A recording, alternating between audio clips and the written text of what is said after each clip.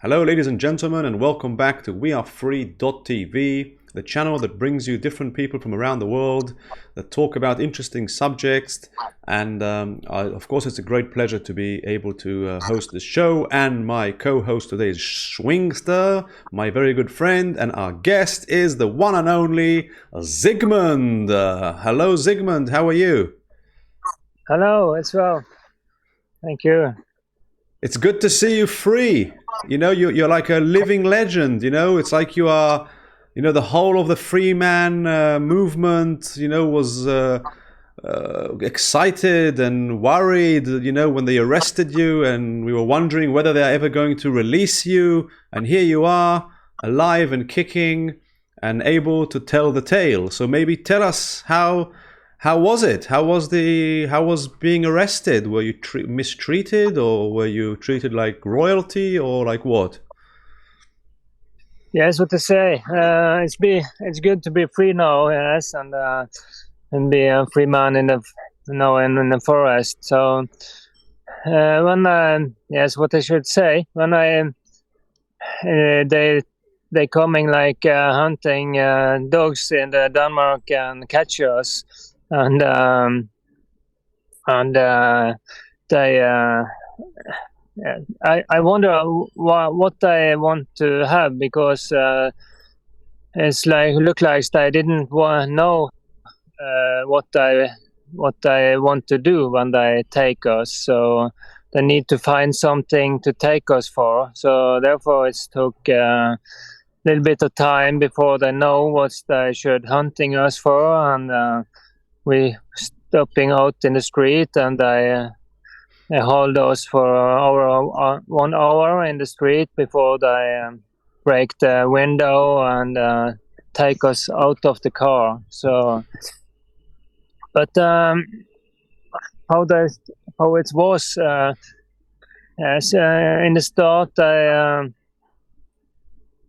I didn't want to say that they was friendly. they tried to find something to me, and they have some paper from Norway, from the local police station. They tried to put me in after 5-6 hours in the cell from the middle of the night. There they have find a paper from Norway with stamps, and there they're standing that they want to. There was a stamp from the local police station that they want to put on me, but I have never showed them any ID card with person number. So and this paper they tried to show me, this was not any person number on. So they tried to make up a paper that they tried to take me for. And when I say that was true, that this paper have nothing to do with me, then I was angry and closed the door in myself. And then I see that when I was angry, when I didn't want to going into their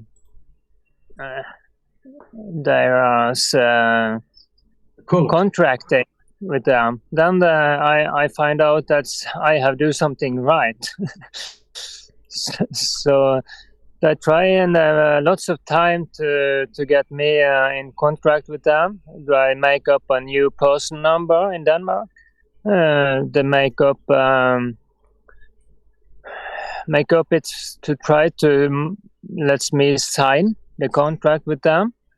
And as when I have been in few days in the prison, and I have get out this affidavit to Siv, and I have tried 3 times with this paper to let me sign for that I have a contract with them. Then they being so angry that it's coming 5-6 policemen into my cell in the morning, and they grab me and take me down in the floor and put my hand in hand cover, and they lift me up, and I was taken out, and I only say I don't understand you, and I say it's very high. So I think they heard it's long way.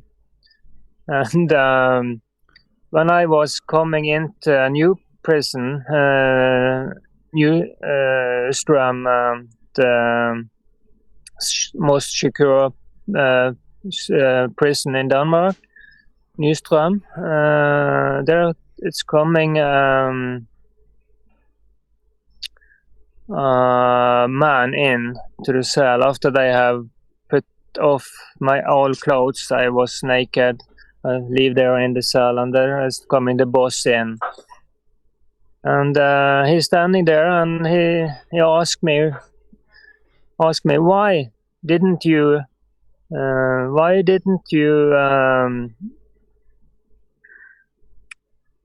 why didn't you deal with the government? He asked me. He just asked me that, and okay, then I know that I have do something right.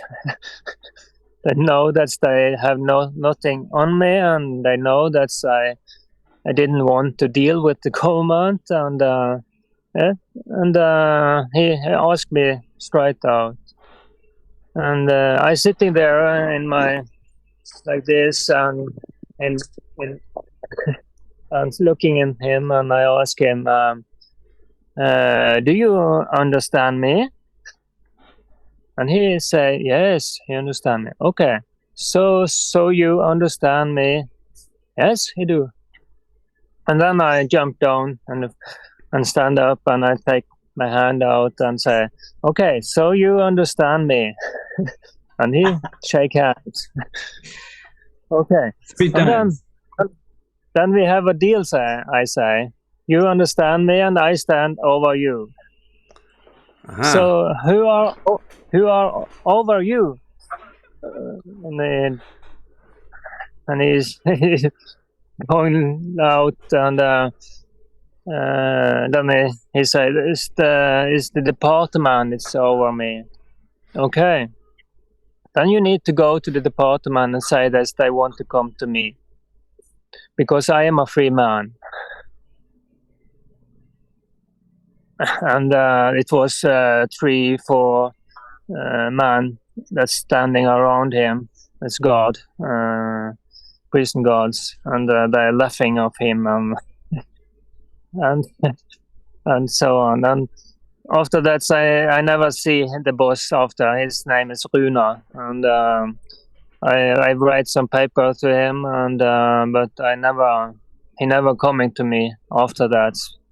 So, but they put me in a new cell, and it was a better office to be in, and I've been there for 1 week before I get any paper. My pencil was taken, and my paper I write before was taken away. So I sit there for 1 week and without paper, and I couldn't write down what's happening. So I need to remember it.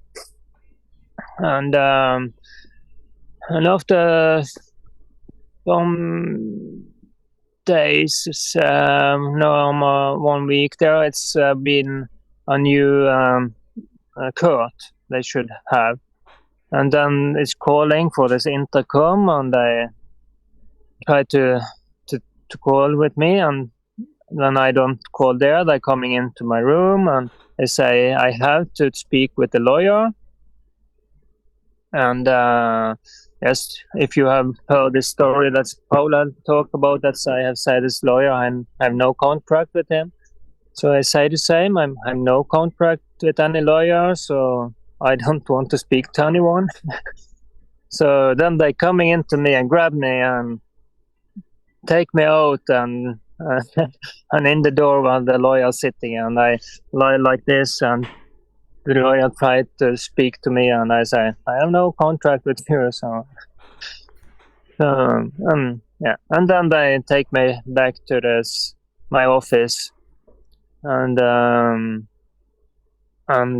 yes, the story is that they tried to take me with power out and bring me to the court, and yes, but I know that they couldn't bring me in the court with power. I need to go in free will, and that was the problem for them. I didn't want to go into contract with them with free will, so I have learned that in the first day they bring me in the court in the first day, because in Denmark they need to bring you in the court before 24 hours if they want to have you in prison for longer. And then I didn't know everything, and it was 2 policemen there with guns and everything, and they take off my hand cover and they bring me into the court. But there I didn't think so clear that I didn't say no. I didn't want to go in because it was pressure around me, and I feel my pressured to go in. So, but I didn't sit down. I stand all time this first time, and I say that's here. I'm no contract to anyone, and everyone have to pay me in silver if they try to get me in connection with any person. So yes, but how I feel it's in there was some days after they have forced me like this and try to get me in court and like this. Of course, you are stressed, and it takes some time before you can go relaxed. But I feel it longer I be there, I'm more relaxed, and I didn't need to show my phone and internet and everything. I didn't have it, so it was good. It's you could relax and find into the inner, and that was very good. I find myself, and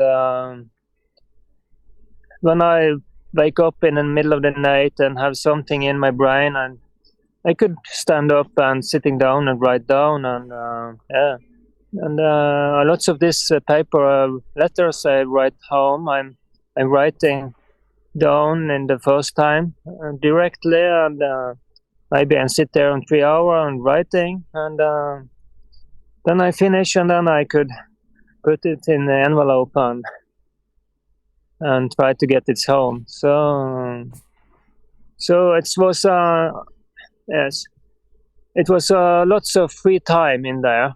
And when did they release you? Yes, Shrinkster, yeah. Did they? So eventually, okay, we got they held you for like about 2 months, if if I remember correctly. It's closer to 3 months. 3 months, and then so what I get, you come, you don't consent to any contract, and they cannot join there with your person. So how did you get free? Yes, the first they trying to call me from the government, and I tried to say that they should send me home and like this. And then I ask you in phone who you want to send home. Have you some paper? Have you some who you want to send home, and where you send him? That you want to send him home, and like this. And they have some talking in phone, and then they give up, and there it's coming police, and the guards asking me about I want to come out and talk with the police, and I ask back, yes, if the police have some paper to me that's I want to come, I should come out and speak to them. And the guards looking to me and say, no, I didn't think they have any paper. So, okay, I should say to them that you didn't come. And that's going some days. And to the end, it's coming in the morning. It's coming a guard in and say, you should home today.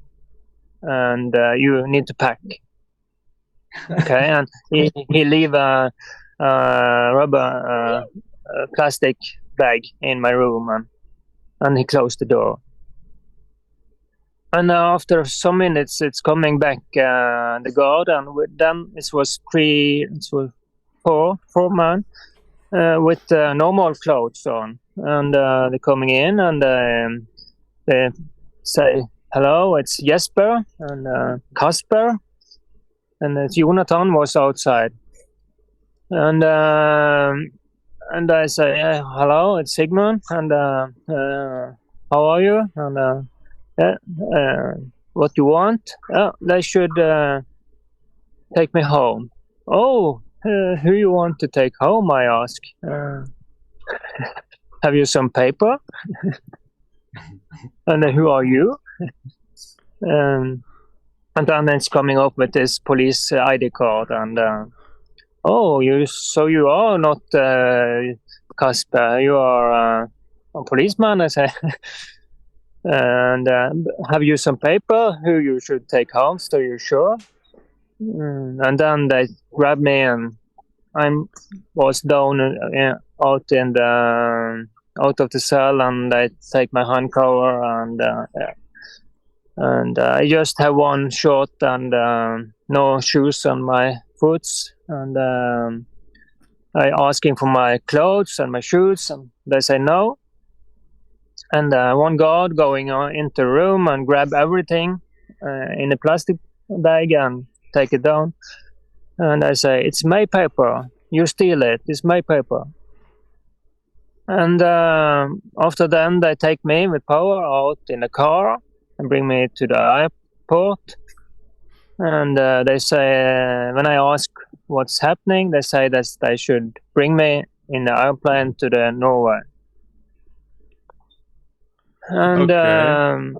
So until the airport, you basically kept yourself out of contact from all of them. They try all the time to put you in joinder. If it was the lawyer, if it was the policeman, they all the time try to get you to say your ID name, yeah, to make you joinder. And you know, and you say no. You realize what they're doing. You say no. And all this time is just to put you in psychological pressure. You hold on until they take you to the airport. So now you're in the airport from Denmark to Norway, and they let you go from the country, like this. No, it was in the airport. They bring me into the Securitas, and the policeman, it was 3 of them that bring me in the airport, and they show their ID card, and they bring me like a dog through the Securitas, and I didn't show any ID card. And this plastic bag that have they steal my paper, I didn't see anymore. And we're sitting there in the airport for 1.5 hours because I was overtimes. It was something happening, so it was too late. And when we're coming in the airplane, I was sitting in the left hold back in the left corner, and it was 4. One woman and 3 men that's sitting inside of me in the back. And when we're coming up in the aisle, it was coming one man and take off my hand cover. He didn't say anything. And when we're coming to the Oslo, to Gardermoen, then every people going out of the airplane, and I sitting down and waiting, and no hand cover, and I wait till they say that I want to come. And then I follow them, and when we're coming down out of the airplane, they give me my phone, and I have full charge it before, and I have put it off, so I put it on, and it was battery on, and I starting to take a movie. And there was 3 police was one woman and two policemen, I think, from Norway. That stand there, and the Danish police take me over to the Norwegian police. And I say thank you for the oppdrag in Norway. Thank you for the job to every this Danish policeman, and then I follow the Norwegian into a new cell, and they say this should be going fast, and but we've been in there in 25 minutes, but they take a paper up and try to get me to sign for action, and this was the same paper that they have been tried 3 times in Denmark. They want to have a man to take responsible for a person to going to the court, because they want to take a man in jail because I have in the past tried to get connection with the police after they was home in my home and steal my hunting weapons. And when I don't get any answer on paper from the police, I try with friendly asking this guy that's have been in my home and this lady that's have write this paper that they have say that they want to take my license for the weapons.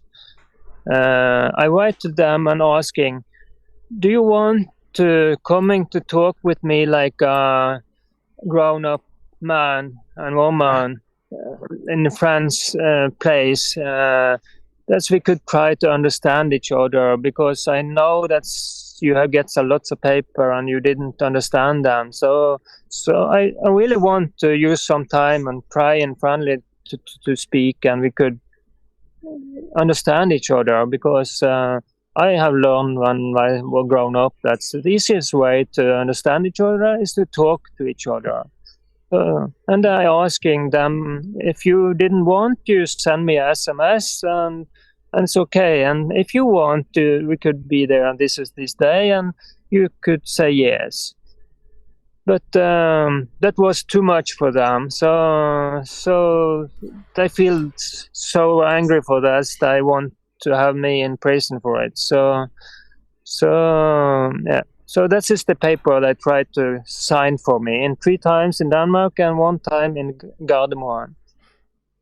And I standing there with 3 police in a cell, and I say, this has nothing to do with me. It's not for me, because it's standing in Sigmund Myklebust there. It's okay, but who you could say that this is me, because I know a lots of men that's called Sigmund in the world, and how we know that this paper is to me. I thought, and it was no person number in this paper, and it was nobody that has signed to take responsible for this paper to send it. So they want to have me to take responsible for this paper, and I say that's to them, and they say, okay, we have an ID card that show that this is for you. And then they coming up with a red passport and show me, and okay, who give you this? I say, I never show and give any red passport to anyone in Denmark. Oh, they have get it from the policeman that's bring me to the Oslo. Okay, well then, fine. That's I say. I never give him to them. They made it up or they have steal it. I didn't know, but I didn't never give it to them. And oh no, you didn't want to sign, and you could ask for this after. Okay, I didn't want to sign, but I tell them, if you have an ID card on you, You are a policeman. You have ID card. Yes. Okay. So if I steal this ID card from you and I take it away and I make up a case for this person and I after taking me and try to get you in jail because I have this ID card for you. Do you think that is okay? No. And the guy is standing there with the passport in the hand and saying no. Okay. Then we are, you see, that is not legal to steal anything and try to get put into anybody's hand.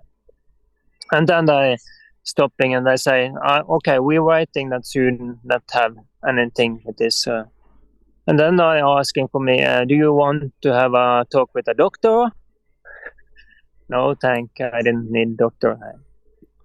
Okay, then we didn't have anything more for you, said I.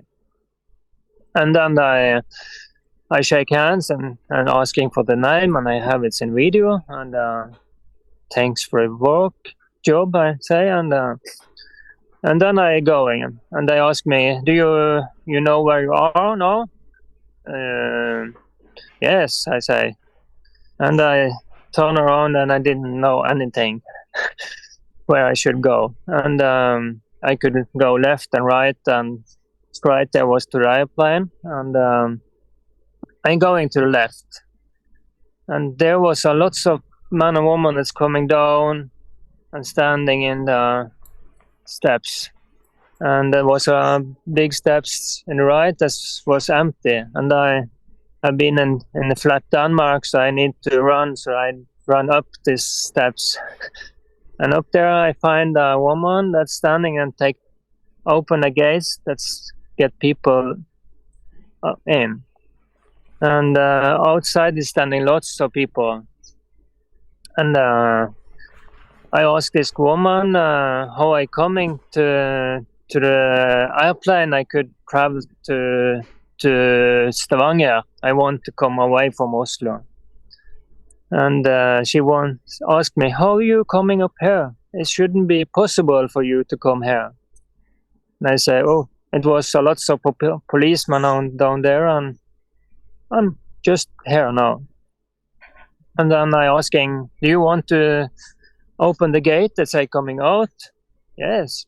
And you open the gate and I going out to the people. And after there, I wonder where I should coming home, and there my phone starting to call, and my children call, and they ask me, where are you? We're waiting for you. Oh, where are you? I asking. We are waiting there. You should come out. Oh, so you know where I coming out? And then I didn't know. I call you back, and then I called to see. That's my girlfriend, and she wonder, oh, you call me. I just called to the police in Denmark, and they say they didn't want to say what time you coming out and anything. They didn't tell me anything. And then I've been confused. What's happening? My children are here in the airport, they say, and my girlfriend didn't know anything, and I know she have tried to get me out for 3 months. And then I call back to my children and ask, how you want know that I should come out? Oh, my mother said that you should coming out for 4 days ago. And their mother, she work in this local police station. So something connection there I didn't understand, because it's a lot of people try to find out what's happening with me, and there's mother to my children, and she work in a police station, and I think she need to be inhabile in the case when I have children with she and he work in the police station. Everything there is something I don't understand. So Okay. something happening. Okay. So there it's look like they have used my young children that was 16 years to get me in connection with a person number. They should try to get me out and bring me in connection with a person number. So, but I never show them any person number. I never show this. They take me with power and put me out, and I think they was pressured to do something because they have make a cut, and they didn't have any man that's took responsible for that cut, and they have made up a new person number with my birth date and 4 letters. And that's 4 letters that say me something. And I know that they have made up these 4 letters with a reason. Mm-hmm. Because Okay. this 4 letters was A, B, Z, M. Which means, And what does that's I have learned after. I didn't see any connection with them in the start, but when I have been in the prison for 3 months, I have got a lot of time thinking. I wonder why this was there, and that's I find out. Yeah. That's very interesting, and these 4 letters, because we could understand the letters. And if we take these letters in the back way, read it from right to left, and read a story to each letter, then we get this story about what's happening to me. Because not very clear, but interesting. So how did you feel in jail? You know, where you were in jail in Denmark and you didn't know how long you're going to be there. Were you not worried that they're going to put you in jail for life or something? Yes, it was something I think about, because I know that I get letters out because I get letter back in the start, and then I know that people outside know about me, and I make up a story inside my head that's lots of people know about me. And let's bring me up. I hold me up with that, and but I didn't know that it's been so much people that's heard about me. So it's really going out. So, Yeah. but I make a story in my head, and I want to tell you, when you was inside and Paul speak with Michael and me, and we make this broadcast and everything, and then we follow up. So eventually, when we realize, voila, we have to support you. So I made a poster for you, and we said we are all Sigmund. And I told I encouraged all the Israeli people that are learning the free man and all of this to be curious about your story. And I was so happy to hear that you were free. And not too long ago, there was a story here in Israel that a man who created a whole kingdom and become a free man, and the police arrest him, and so it reminds us about Sigmund. So I'm so happy that you are here to give us this closure. And what you're saying here, that you were feeling inside of you, you made yourself a story that there's a lot of people and you put you up. It indicates to me we are so connected in a spiritual level, in a telepathic level. It's encouraging me, and I hope it will encourage anybody who hear this interview. Yes. So now that you are free, how you continue? Do you make the whole life claim? We and Michael, we started doing this process with Henrik for the life claim and to have all the papers. Did you do this? Do you have this now? I have going into lots of stuff after I coming out. I'm thinking, and I try to find out, and let's say find out that's all this paper, it's made up of someone. When we was great and the creator made us, we didn't have any paper. The first is coming is to speak. First is in brain, and then is speaking. And after we are grown up, we try to learn to write. But if I write something down in a paper and they give me away, okay, this is it's not my energy after. It's someone else that need take this paper up and try to read it, and then they try to speak it. It's not me. So I find out that's the power here is in my soul and in my brain and in my breath and my speaking. So when I coming in this situation that's someone take me, grab me, the first they do is take away this slave claims on paper and anything. They take it away, and then we stand there naked. And what's the reason to use lots of time to any paper? We need to have the power inside to get standing there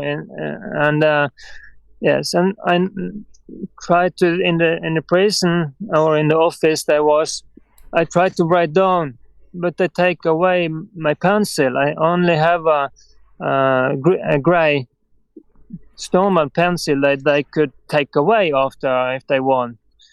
And I think we need to have this power inside. And when I coming to Norway, and I'm starting to check out what I have thinking in the prison, because if you have read something, I talk about the Viking, and the Viking. That's meaning if we say it's in Norway, we king. Also, everyone are a king. And then we didn't have any king that's then over us, because everyone are a king, and we need to be ourselves, a king for ourselves. And I think that is the power of this old Norrøn man that's travel around the world and make lots of friendly thing around in the world. Before the Pope coming around 1000 to Norway, and it was a man that's called Olav that's coming to Norway around 1000, and he killed everyone that didn't want to follow the Pope. But the Norway people, they didn't want to follow him, so they have this old tradition that's called ting. The people coming together and talk about what's happening. It's something wrong. They make a ting, and this is a court like common law. So that's we understand now. That this common law is coming out of this old ting system in Norway, and that has been for many thousand years in Norway. So it's older than the Greek and the Roman system. So we're starting to looking at it, and we see that this ting system in 1000, they have make a ting, and they say this Olav is coming to Norway and kill and try to be a king of Norway. They say this man have tried to force people, and we say to him that he want to go out. We have something that's called motstandsrett in Norway. That's meaning that if the people see that the king tried to enforce the people, then the people have to take the king away. And that is our old tradition in Norway, and that was used in year 1030 around. What about your number plates? Your car with the plates on your car? You still have the ones that The same ones? Did you change it, or did you go back to the Norwegian registration car? Did they give you back plates? your car? Sorry, Yes, they did didn't give back my car. They still have it. So yeah, so they have the car and everything in the car. So yes. So the number plate is still in the car. So yeah, No. So here we're learning about this.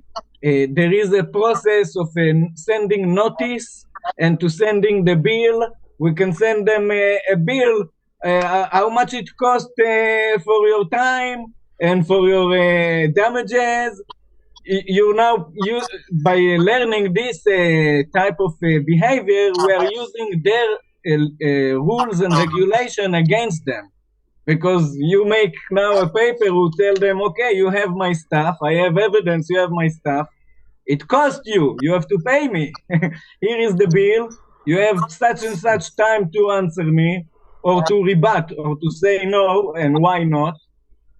It's something to study, you can claim it back. Yes, we could claim it back, we could.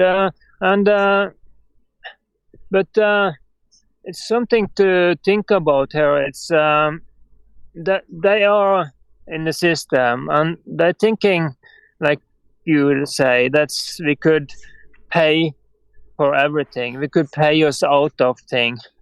So if I send a bill for them and say, you want to pay for this, then you pay for my time and like this. But yes, this is in the system that we have lived in some 1,000 years now and more. But I thinking it's right that we could do everything and after pay it off. It's okay that we could force anyone around us, and after that, if we have lots of money, we could pay it out of it. And that is we do if we send a bill for what's happening. Then we say that it's okay that you force me if you want to pay me after. But I think, if I comprehend what you say, just to clear, you're saying basically, if we send them a notice and tell them to pay, we are playing as the same as they are, and so we are consenting that the way they behave is okay. And if we don't do it, we don't play today game. Yeah. So you sacrifice that experience and that time and that vehicle to know better now. Now you're a stronger man. So yes, a stronger man. Mm-hmm. Yeah. And I want to say that I have some speaks I've sent out, and I say that it's not okay to do like this. And every man that's working like a policeman, he gets some money for it, but he need to know that he didn't need to go to work and enforce anyone. He could stop. He could say, no, this is not right. I didn't want to be with a way like this. I didn't know, and then I stop. And I could starting to do something good for the people around me. And that's what I want to say. I didn't want to have money for it, that it's okay that you have forced me. I want to say stop. No, this is right. And if every people are going together and say, no, we didn't want to have like this. No, you want to stop. And they have weapons, they have guns, and they take guns away from me and for other people that say something. And that's okay. If they want to shoot us and they want to shoot us to get some money, okay, then what? This is not me, and this is not I want to do. So I want to say it's not right. I want to have a better world, and I want to have people around me that's standing up together and say we hold together, and we should make a peace, and we should make some better. So Absolutely. So do you have any conclusions, any a message maybe you wanna tell the viewers something? yeah. No, so what I understand you write some message to who? To everyone, what is your message Yeah, before we finish? yeah, Something, yeah. yeah. Yes, yeah. Its message is that we want to stand together, and I want to make a big session in 21 of June in Norway. Where we are together, and we should have a 1 week together, and we should try to make the new world, new way to live in the world, and we should looking for this thing system in Norway, and we should going back and see in the history that we could learn something. Let's make a new system, and we should turn it upside down like it's now. That's the king is something we didn't have to force under, but we are every king, and together we are the strong. Yes. So Wow. What a wonderful message. Wonderful message. Schwingster, you want to say something before we end this? I want to say that I feel grateful that we have the opportunity to be part of this story around the world, and with people like you, Sigmund, and we connect with a lot of people, and I know there is a motion. It is happening all over. People are waking up to realize our power as mankind and not as an identification card. We are not citizens of the government. We are people of the earth, and we are one together. So I hope we keep in touch, Sigmund, on the private, and get our networking bigger and stronger. And I give thanks so much for you to come and give us this closure story. It's amazing. Yes. Yes, Sigmund, it was an absolute pleasure talking to you and to finally see you after we heard so much about you. You are such an iconic figure in this movement internationally, and we're all very inspired by you and thankful. And of course, would like to say to you, Sigmund, thank you very much. thank you. Thank you. Okay, good luck to everyone. Thank you. Bye bye.